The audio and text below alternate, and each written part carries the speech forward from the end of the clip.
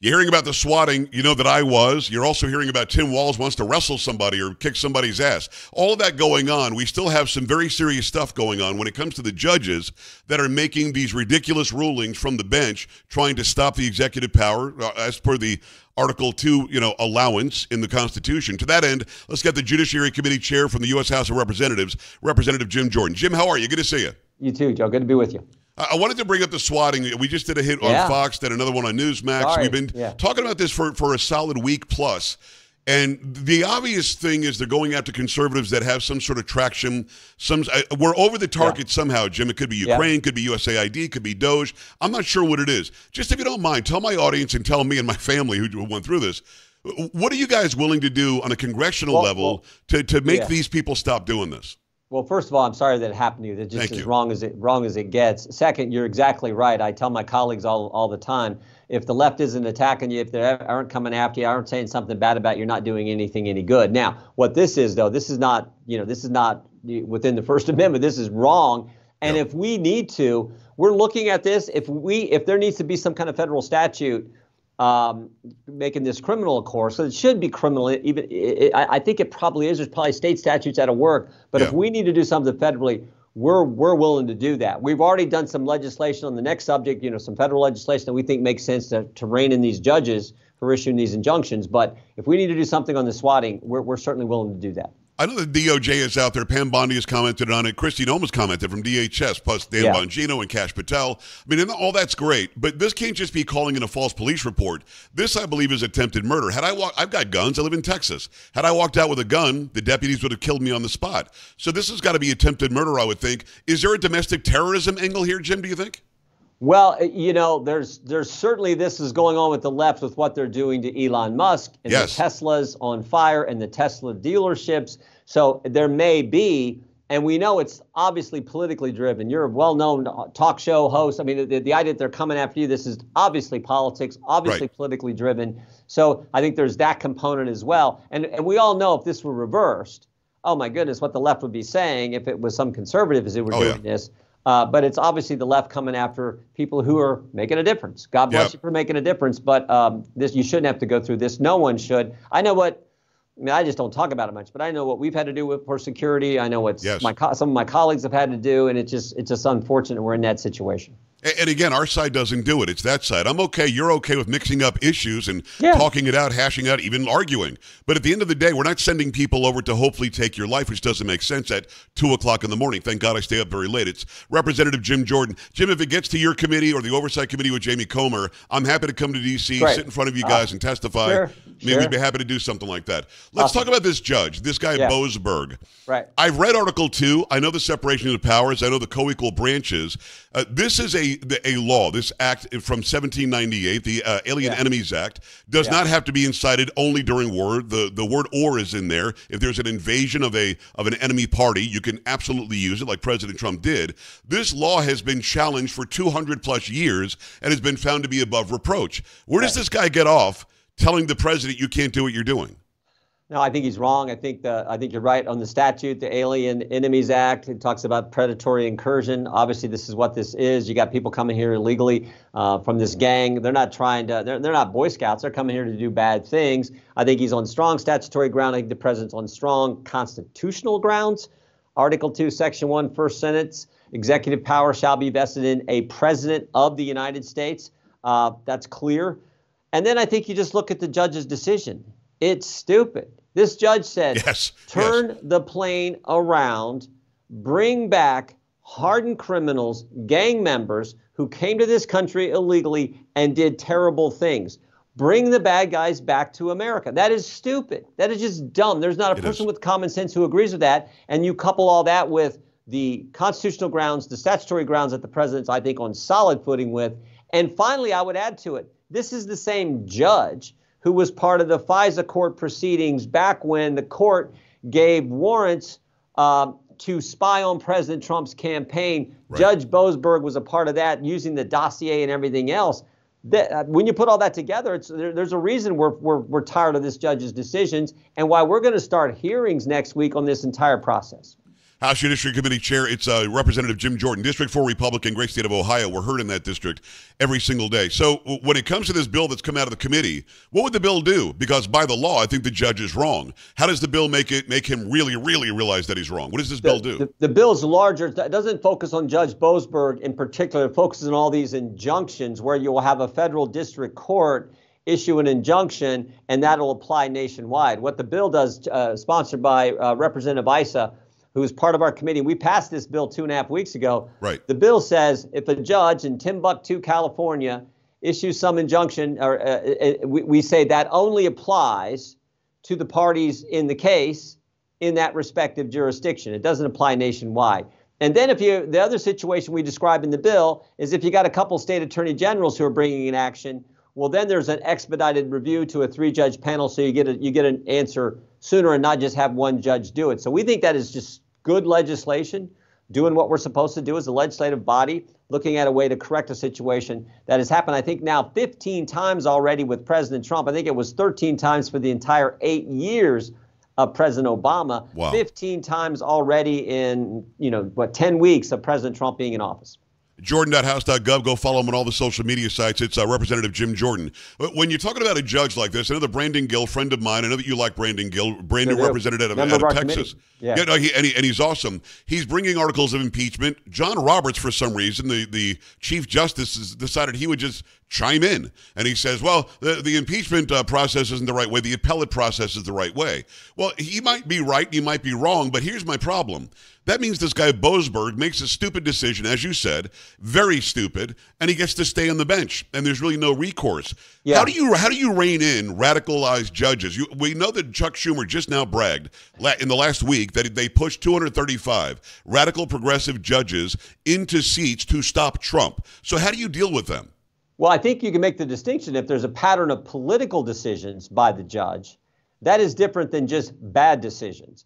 And this decision sure looks political against President Trump. Yes. What he did on the FISA court looks political against President Trump. What he did when Kevin Kleinsmith, the slap on the wrist, this lawyer who was part of that FISA process, taking the document, altering the document, presenting it to the court to get the warrant to spy on President Trump's campaign, and then Boasberg gave him a slap on the wrist. You put all that together, it starts to look like this guy's functioning in a political fashion, targeting President Trump. That's different than a bad judicial decision. So the Chief Justice said, bad judicial decisions or judicial decisions you disagree with, the answer and the remedy to that is the appellate courts. Right. Okay, fair, fine.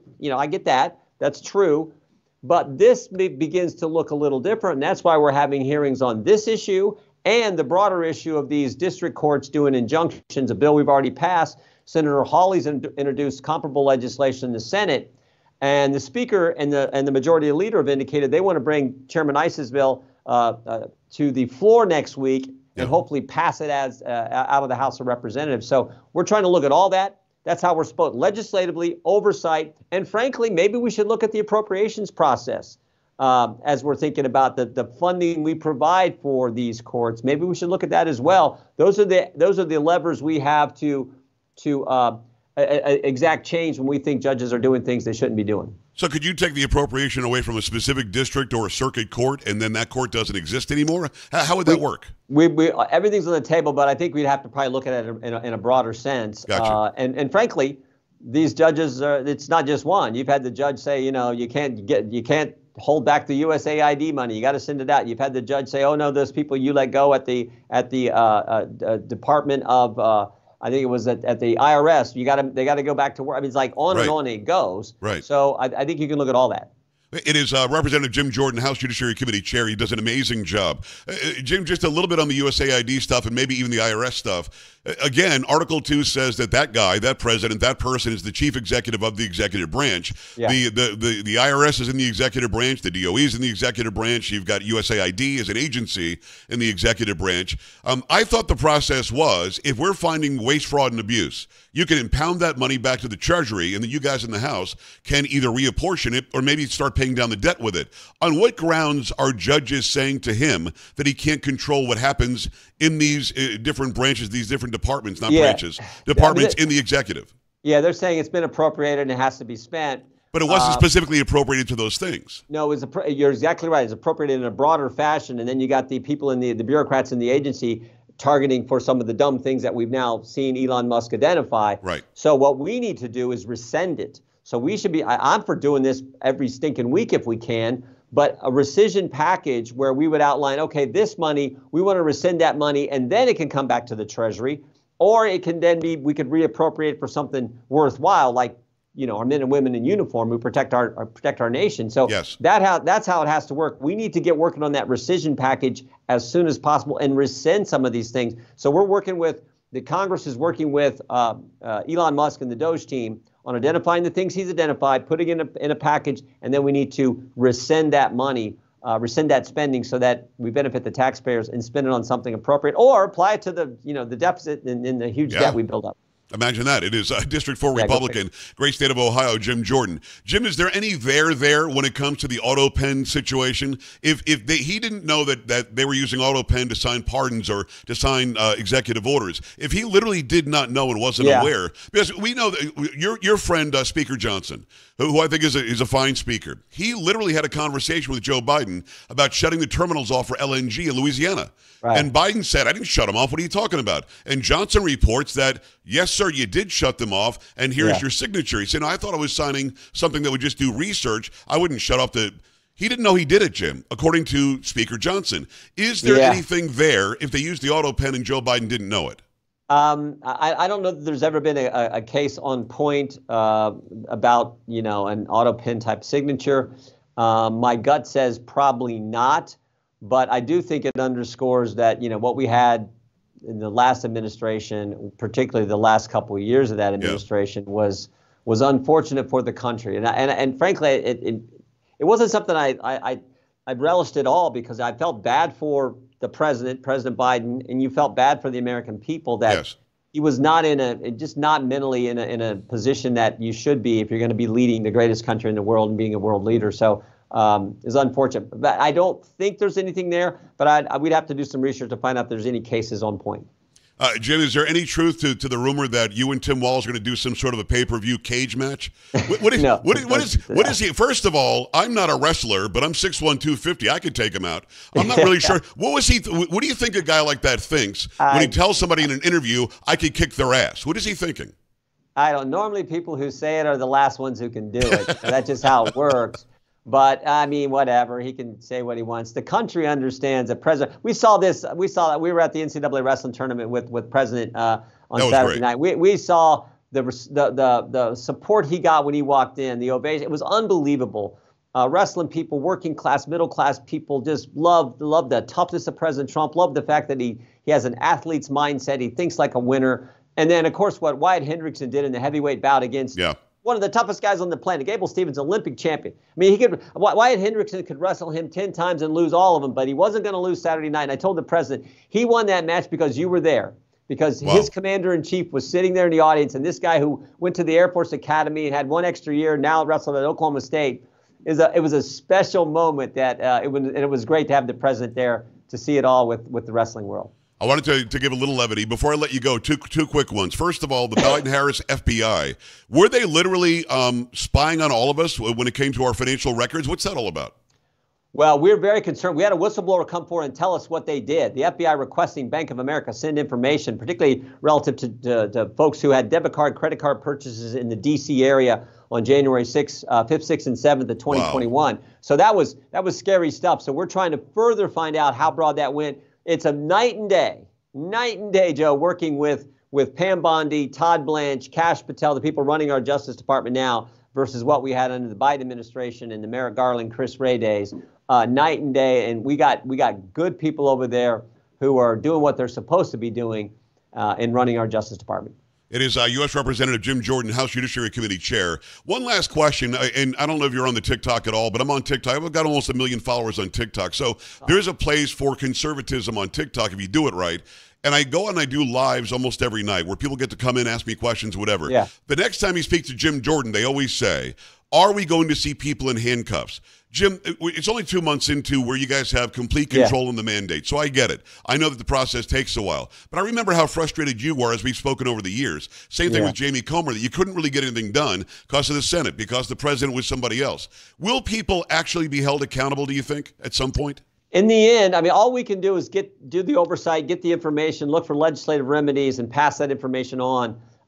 We have now a Justice Department where they'll make that decision. Now, as I said, I think we got a great Attorney General. I think we got a great Deputy Attorney General, a great guy running as Director, Kash Patel running the FBI. Dan Bongino assisted him. So it'll be their call. But I know they have an attitude where it's supposed to be equal treatment under the law. And when they find people do things wrong, like Pam she said on the news over the weekend, she said, if you're one of these people engaged in firebombing Tesla dealerships and Tesla automobiles, we're going to view you as you're a criminal. That could be domestic terrorism, and they're going to prosecute him to the fullest extent of the law. That's the attitude you need.